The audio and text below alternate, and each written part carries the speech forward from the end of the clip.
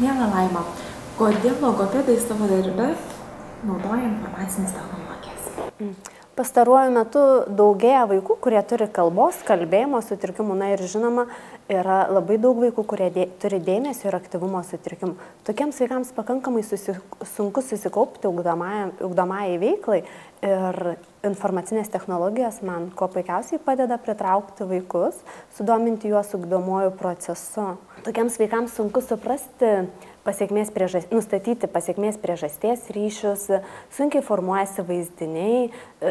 Informacinės technologijos padeda lavėti ir foneminiai klausai, kas labai svarbu mokantis tarti taisyklingai garsus. Kodėl jūs rekomenduotumėte naudotis informacinėmis technologijomis? Šiuolaikiniams vaikams yra labai aktualios informacinės technologijos. Jie labai noriai dirba su informaciniam technologijom, konkrečiai su planšetais, kompiuteriais. Tai būtent tokiu būdu yra skatinama vaikų mokymosi motyvacija. Vaikams, kurie turi aktyvumo ir dėmesio sutrikimų, labai svarbu yra matyti konkretų vaizdą. Ir juos tikrai daug lengviau sudominti yra tuomet, kai jie mato, kad tas vaizdas yra ne tik ryškus ir gražus paveikslėlis, bet jis ir juda ir yra įgarsintas. Tai tikrai tėvai, kurie nori vaikus mokyti, kad jie taisyklingai kalbėtų ir formuotųsi jų vaizdiniai, tikrai rekomenduočiau naudoti informacinės technologijas. Daug yra diskutuojama apie laiką praleistą prie informacinių technologijų. Kiek laiko reikėtų naudotis informacinėmis technologijomis? Įvairūs šaltiniai labai skirtingai nurodo, kiek laiko reikėtų vaikui praleisti prie kompiuterio. Žinoma, kad laiką reikia riboti, reikia nustatyti taisyklės, kokiu būdu ir kada galės vaikas naudotis kompiuterinėmis tomis priemonėmis, bet aš kaip specialistė rekomenduočiau, kad vaikus mokytis su kompiuteriais reikėtų pradėti ne anksčiau negu 4 metų.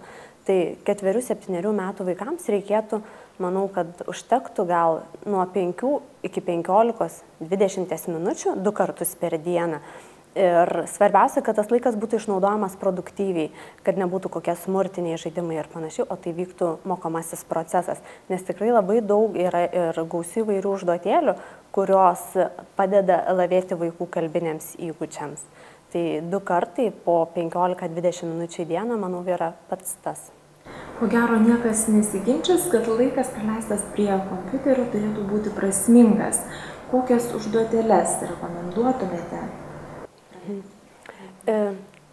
Na, interneto platybėse yra labai daug įvairių užduotėlių, bet pagrindinė, kurią aš naudoju, tai būtų freepy.eu internetinė svetainė, tai yra kalbos terapiniai žaidimai, kurių metu vaikas mokosi nustatyti pirmąjį žodžio garsą, mokosi apibendrinamąsias sąvokas, girdi, supranta, kur yra vienaskaita ir daugiskaita, formuojasi kalbos gramatinis taisyklingumas. Tokios ikimokyklinio amžiaus vaikams yra žiburėlis.lt.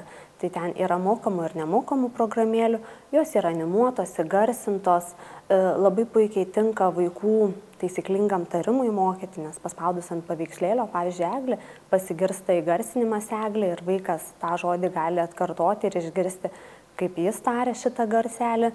Labai gausu yra planšetiniams kompiuteriams, planšetėms skirtų ugdomojų užduotėlių lietuvių kalba, tai keletą šių galėsiu pademonstruoti. Ačiū, miela Laima, už pokalbį. Prašom.